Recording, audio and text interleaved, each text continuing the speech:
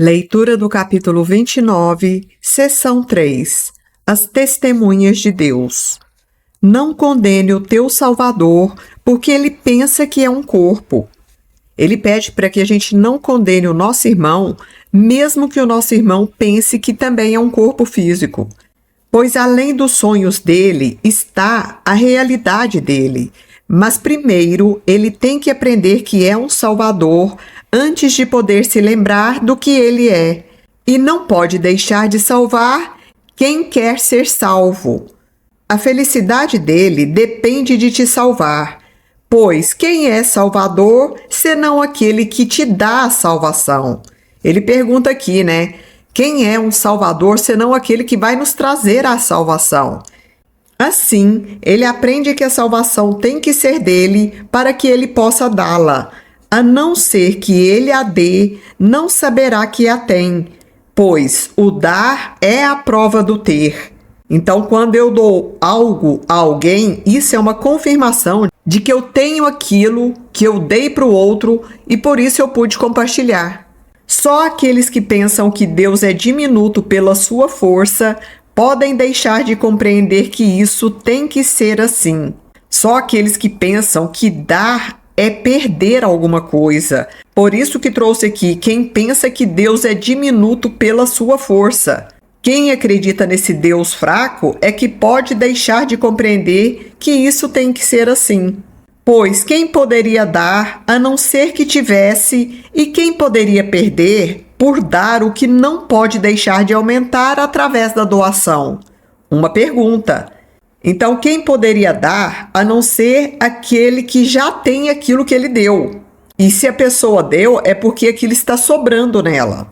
E de outro modo também, quem poderia perder por dar o que não pode deixar de aumentar através da doação? Isso aqui traz a ideia da salvação, né? Que quanto mais eu dou, mais eu amplio em mim mesmo.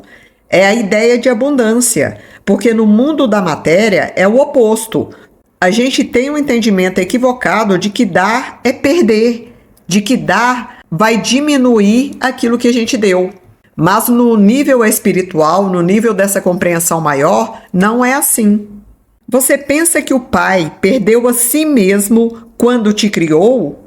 E que ele veio a ser fraco porque compartilhou o amor dele?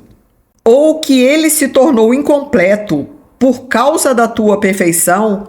Está trazendo se Deus se tornou incompleto porque nos fez perfeitos e completos. É claro que não, né? Ou você é a prova de que ele é perfeito e completo. Não negue ao Pai a testemunha dele no sonho que o seu filho prefere à sua própria realidade. Então ele pede aqui, de uma forma meio complicada essa frase aqui, que a gente não negue a Deus que o outro é alguém que vai nos acrescentar quando a gente estender o amor, quando a gente estender o perdão. Mesmo que o filho que está equivocado prefira ainda a sua própria realidade diminuta. Ele tem que ser o teu salvador do sonho que você fez para que possa ficar livre dele. Então eu tenho que aceitar o outro e me unir a ele para que eu possa me livrar do meu próprio sonho de ilusão. E ele tem que ver um outro não como um corpo, mas em unidade com ele, sem a parede que o mundo construiu para manter à parte todas as coisas vivas que não sabem que vivem. Olha que interessante. Ele trouxe que o Filho de Deus deveria olhar o outro não como um corpo físico, mas em unidade com ele próprio, sem essa parede que o mundo construiu, que no meu entendimento é o corpo físico, que separa ambos, que parecem manter separadas todas as coisas vivas, mas que essas coisas, entre aspas, que somos nós, não sabem que vivem, não sabemos que vivemos na eternidade e que não podemos morrer. Dentro do sonho dos corpos e da morte, ainda existe um tema verdadeiro. Talvez não mais do que uma diminuta fagulha, um espaço de luz criado na escuridão, onde Deus ainda brilha. Você não pode despertar a ti mesmo. Isso é muito interessante, que a gente tem apenas que se colocar nesse estado de abertura e de entrega, porque a gente não vai despertar a nós mesmos. O nosso despertar é uma função do Espírito Santo, não é nossa. A nossa função é nos abrirmos, é querermos verdadeiramente sermos salvos. Vou trazer essa frase novamente. Você não pode despertar a ti mesmo. Entretanto, pode se permitir ser acordado. Esse acordado aqui é o despertar que está trazendo. Então, eu posso me permitir aceitar ser acordado. Acordar do mundo de ilusões, do mundo de sonhos. E pode escolher não ver os sonhos do teu irmão. Essa também é outra escolha que a gente pode fazer. Não olhar para os sonhos de ilusão dele e ver apenas a perfeição e a santidade do outro.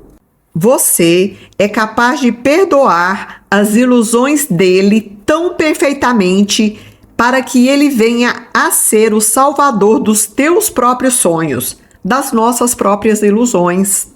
E, à medida que ver o teu irmão brilhando no espaço de luz onde Deus habita, dentro do mundo da escuridão, verá que o próprio Deus está presente onde está o corpo do teu irmão.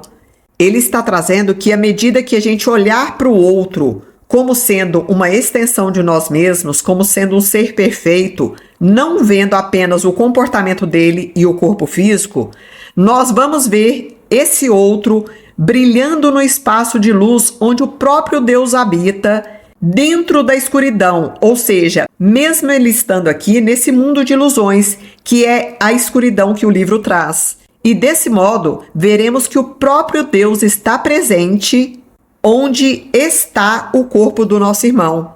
Então, não olhando para o corpo físico do outro, a gente consegue ver o próprio Deus, acessar a própria imagem divina.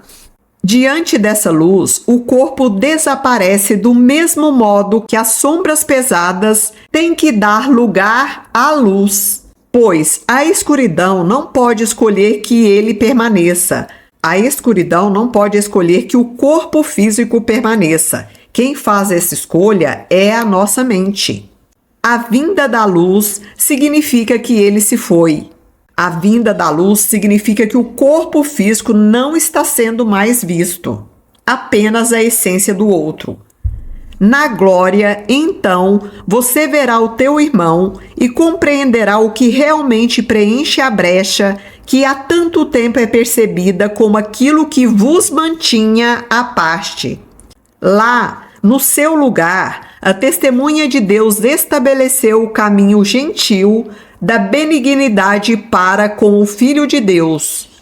Aquele a quem você perdoa é dado o poder de perdoar as tuas próprias ilusões. Pela tua dádiva da liberdade, a liberdade te é dada. Então, quando eu perdoo o outro, assim também eu serei perdoado das minhas próprias ilusões. E pela dádiva da liberdade que eu estendi para o outro, da mesma forma, a liberdade me será dada. É sempre um dar e receber. Tudo que eu dou, na verdade, é dado a mim mesmo. Abre espaço para o amor que você não criou, mas que é capaz de estender. Olha que bonito. Na terra, isso significa perdoar o teu irmão para que as trevas possam ser suspensas da tua mente. Então, quando eu perdoo o outro, as trevas, a escuridão, todo esse cenário mental repleto de confusão, também é suspenso da minha mente. Basta apenas perdoar. Basta apenas estar nesse estado de abertura e de entrega. Eu vou reler essa frase. Abre espaço para o amor que você não criou, mas que é totalmente capaz de estender. Pois, na terra, isso significa perdoar o teu irmão para que as trevas possam ser suspensas da sua própria mente. Quando a luz estiver vindo até ele, através do teu perdão, ele não se esquecerá do próprio Salvador e não o deixará sem salvação. Pois foi na tua face que ele viu a luz que quer manter perto de si, à medida que caminha através da escuridão em direção à luz que dura para sempre. Quão santo és tu, a ponto do Filho de Deus poder ser o teu Salvador em meio a sonhos de desolação e desastre. Ele está exclamando o quanto nós somos santos quando nos permitimos manifestar a presença do Cristo no outro e também em nós, é claro. Veja como ele vem ansioso e dá um passo ao lado, saindo das pesadas sombras que o têm escondido e deixa a sua luz brilhar sobre você com gratidão e com amor. Ele é ele próprio, mas não sozinho. Agora que a gente escolheu ver o Cristo no outro. E assim como seu Pai não perdeu parte dele na tua criação, assim também a luz no outro é ainda mais brilhante porque você lhe deu a tua luz para salvá-lo do escuro. E agora a luz em ti tem que ser tão brilhante quanto aquela que brilha nele.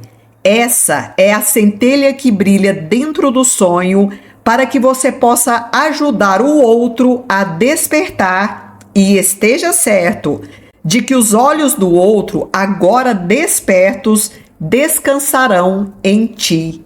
E na sua feliz salvação, você é salvo.